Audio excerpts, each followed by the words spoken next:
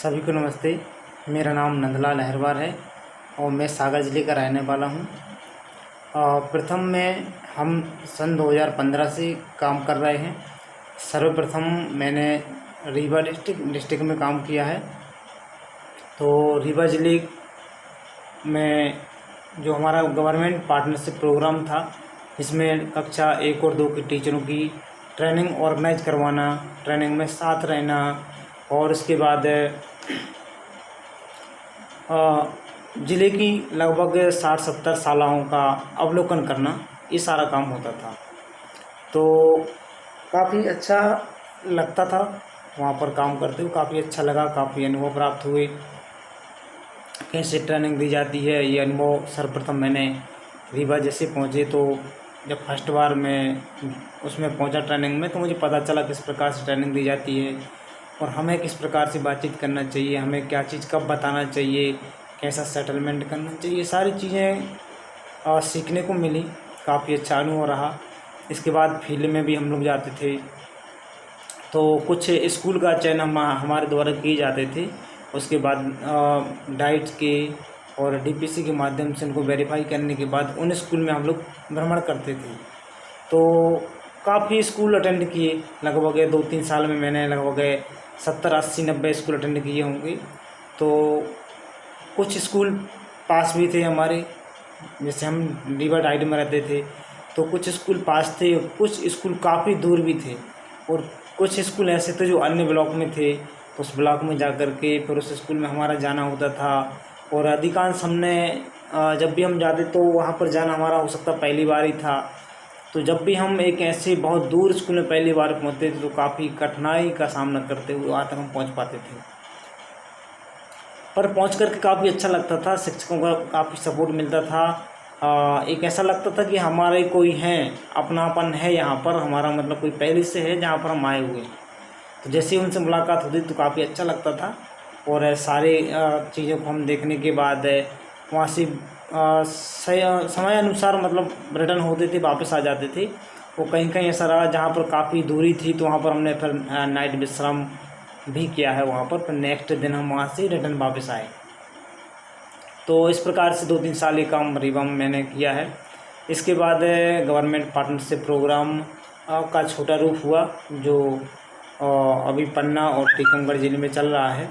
तो इसी के उपरांत 2019 में मार्च-अप्रैल में मुझे सर ने भोपाल बुलाया।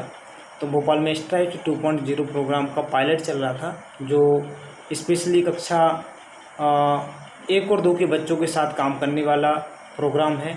इसमें उनके साथ रिसर्च करने वाले हैं कि वो बच्चे कैसे सीखते हैं, कैसे उनकी लर्निंग होती है। तो इसका पायलट भोपाल में चल रहा था।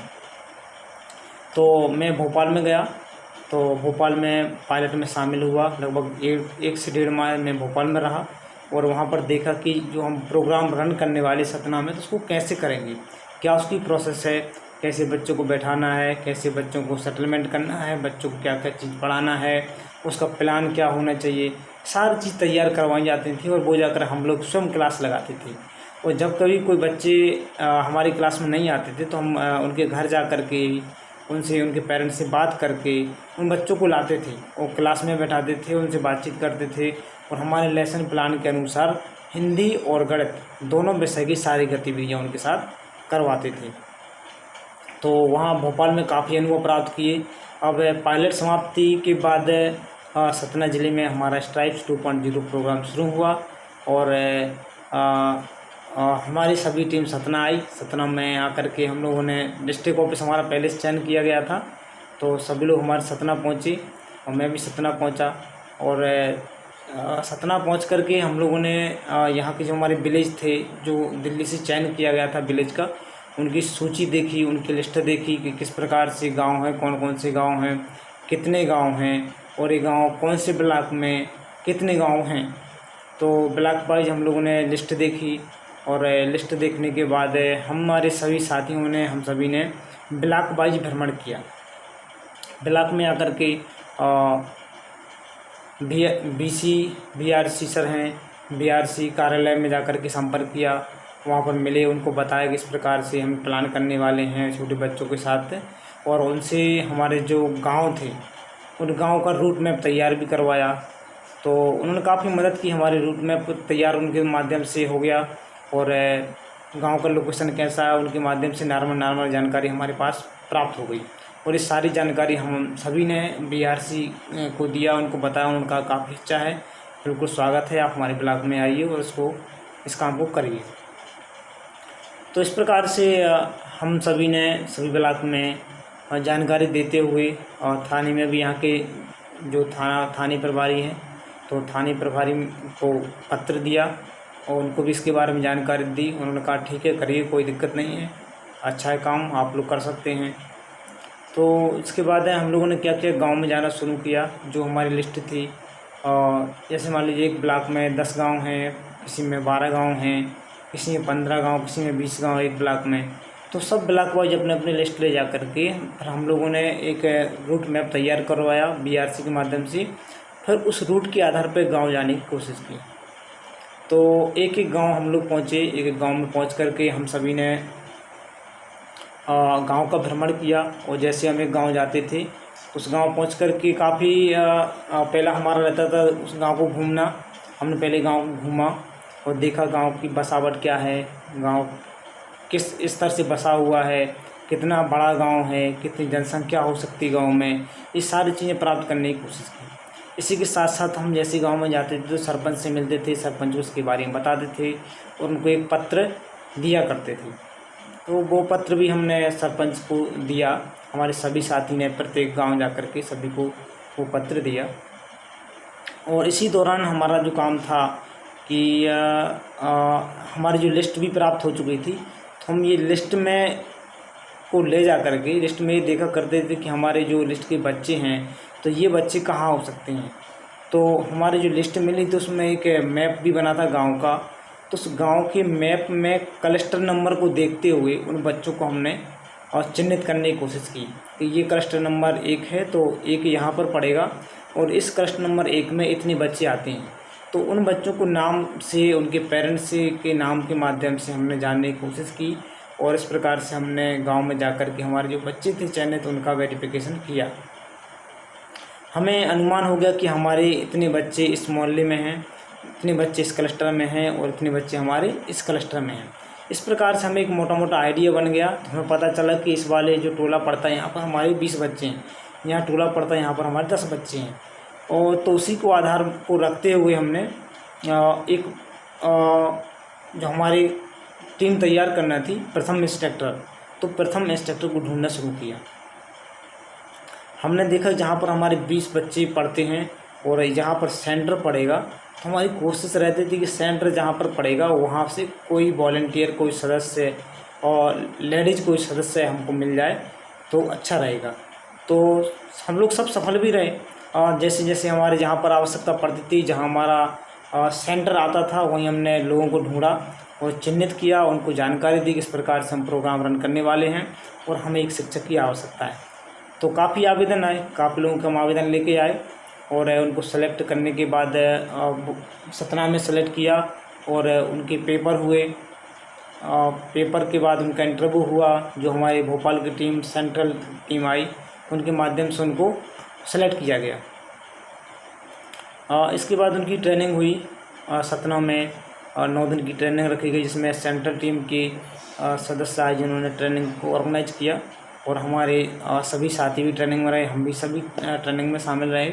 काफ़ी अच्छा सफ़र रहा ट्रेनिंग का। तो ट्रेनिंग में हमारे जितने भी प्रतिभागी चयन किए गए थे प्रथम इंस्पेक्टर, तो सभी को एक एक बिंदु को विस्तारपूर्वक बताया गया और उन्हें बताया गया कि हमारा प्रोग्राम क्या है, हम क्या करने वाले हैं, इसको कैसे करने वाले हैं, हमारा क्या उद्देश्य है, ये सारी चीज़ें उनको विस्तार से बताएं।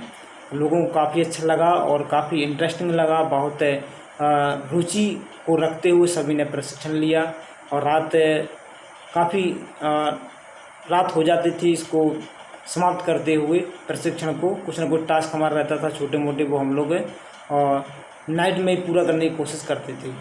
तो काफ़ी लोगों ने काफ़ी अच्छी रुचि को रखते हुए, अपने मन में एक दृढ़ भाव रखते हुए इस प्रशिक्षण को लिया था कि हम इसको सीख करके इस काम को करके दिखाएंगे।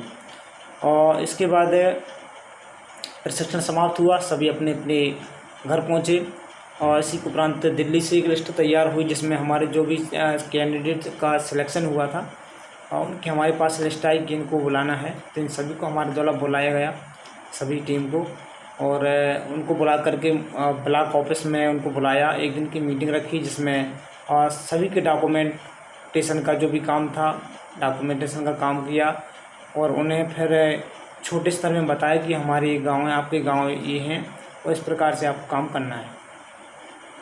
और इसी के साथ हमने उनके गांव की लिस्ट भी थी, जैसे मान लीजिए जो भी गांव का हमारा सदस्य था उस गांव की उसको लिस्ट दी, उनको बताया कि आपके गांव की लिस्ट है और इतने बच्चे आपके गांव में हैं, इन सभी से आपको मिलना है। और कुछ बच्चों से हमारी मुलाकात हो चुकी है, इसके बारे में उनको बताया। प्रथम इंस्ट्रक्टर को लिस्ट दी गई, वो जो गाँव में जाकर के उन्होंने वेरिफिकेशन किया, बच्चों को ढूंढा, बच्चों के पेरेंट्स से मिले, उनको बताया कि हमारा भी चयन इस कार्य के लिए हुआ है, बच्चों को पढ़ाने के लिए, और कुछ समय बाद हम आपके बच्चों को पढ़ाने वाले हैं। तो सभी प्रथम इंस्ट्रक्टर ने अपने अपने गांव के बच्चों का वेरिफिकेशन कर लिया, उन्होंने ढूंढ लिया कि हमारे बच्चे इधर रहते हैं और ये बच्चे इधर रहते हैं। ये सारे बच्चे हमारे घर आ सकते हैं या जहाँ पर उनको सूटेबल रहा, जहाँ पर वहाँ सेंटर था हमारा, तो वहाँ पर हमने एक क्लास का चयन किया, एक रूम देखा कि यहाँ पर हम बच्चों को बैठाएंगे और बैठा करके यहाँ पर हम पढ़ा सकते हैं। इस प्रकार से क्लास का चयन हो गया और हमारे जो भी बच्चे थे चयनित वो क्लास में आना शुरू हो गए और क्लास में आकर के हमारे प्रथम इंस्ट्रक्टर के द्वारा उनको छोटी छोटी गतिविधियाँ डिलीवर की जाने लगी। इसके तहत हमारा जो पढ़ाई करने का बताने का जो नियम है तो वो हमारा प्लान भी बना। उस प्लान को हम सभी ने अपने प्रथम इंस्ट्रक्टर से शेयर किया और एक दो दिन बाद बच्चों का जैसे नॉर्मल परिचय वगैरह हो गया, तो उसके बाद हमने एक प्लान बनाया और प्रथम इंस्ट्रक्टर को बताया कि इस प्रकार से इस प्लान के अनुसार आपको बच्चों को पढ़ाना है। पहला पीरियड हमारा हिंदी कराएगा और दूसरा हमारा गणित कराएगा। 1.5 घंटा हमारा हिंदी चलेगा और 1.5 घंटा हमारा गणित का सेशन चलेगा। इस प्रकार से 3 घंटे आपको क्लास लगाना है। तो सभी प्रथम इंस्ट्रक्टर को प्लान बताया और प्लान को कैसे बनाते हैं ये सारी चीज़ें फिर ट्रेनिंग में भी इनको बता दी गई थी और फिर से इनको बता करके इनसे प्लान बनाना शुरू किया। और उसी सप्ताह दूसरे दिन से सभी ने लेसन प्लान बनाया और लेसन प्लान के अनुसार उस टाइम के अकॉर्डिंग और उस गतिविधि के अकॉर्डिंग को देखते हुए प्रत्येक गतिविधि को क्रम से कराया और इसको कराते हुए दोनों विषय को कंप्लीट करवाने की कोशिश की। सप्ताह बार हमारा ये काम चलता रहा। फिर हमारा पर डे का प्लान बनने लगा, डेली प्लान बनेगा, इस प्रकार से प्लान चलने लगा। तो डेली प्रथम इंस्ट्रक्टर प्लान बनाते थे और उसी के अनुसार क्लास में बच्चों को सिखाते थे। काफ़ी समय चला प्रोग्राम, काफ़ी अच्छा डेवलप हो गया, क्लास में बच्चे आने लगे और प्रथम इंस्ट्रक्टर को काफ़ी रुचिकर लगने लगा। और इसी के साथ साथ बच्चों के पेरेंट्स का भी मानना था कि बहुत अच्छा है, क्योंकि ये सब निःशुल्क है, इसमें हमारा कोई पैसा नहीं लग रहा है, उसमें इस प्रकार से पढ़ा जा रहा है कि बहुत अच्छे तरीके से। इसमें हम लोग भी जाते थे तो लोग देखते थे कि लोग बाहर से सर लोग भी आते हैं इनको देखने के लिए और नई नई चीज़ हमको देखने के लिए मिलती हैं। इसी के साथ साथ हम भी गाँव में जाते थे, जो बच्चे कभी आ जाए कल नहीं आ पाया तो उससे मिलने के लिए हम भी जाते थे, उनके पेरेंट्स से मिलते थे, उनसे बात किया करते थे, तो काफ़ी अच्छा लगता था। और वो बच्चे क्लास में दूसरे दिन से आना शुरू हो जाते थे। और इसी को देखते हुए कि सभी पेरेंट्स को हमने बुलाना शुरू किया कि इनको बुलाएं, पेरेंट्स मीटिंग रखना शुरू की। इसमें बच्चों की अधिक से अधिक माताएं मीटिंग में शामिल होने लगीं, उनको बैठाया, उनसे बातचीत की, हम लोग भी पहुँचे और प्रथम इंस्ट्रक्टर ने भी जो भी क्लास में हमारी गतिविधियाँ होती हैं सारी गतिविधियों को उनको बताया किस प्रकार से हम कराते हैं। तो ये सब चीज़ें चलती हैं, अभी हमारे इसमें चलती रहीं। और इसी के साथ साथ हमने अन्य भी प्लानिंग की कुछ हमारी संस्था ने, जैसे हम लोगों ने बच्चों की माताओं के इस ग्रुप बनाए कि ग्रुप बना कर के बच्चों को हम क्या सिखा सकते हैं, कि माताओं के माध्यम से हम क्या डेवलप करा सकते हैं, ये प्लानिंग भी हमारी चली। और इसके बाद सभी प्रथम इंस्ट्रक्टर को टैबलेट वितरण करवाया गया। तो टैबलेट भी सभी प्रथम इंस्ट्रक्टर के पास आज भी वर्तमान में है। उसमें प्रथम एडमिन ऐप और प्राडिजी ऐप डाउनलोड करवाया गया, जिसके माध्यम से वो बच्चों के साथ अपने घर पर और हमारी क्लास के जो भी बच्चे हैं उनके साथ छोटी छोटी गतिविधियाँ प्राडिजी ऐप के माध्यम से करा सकते हैं।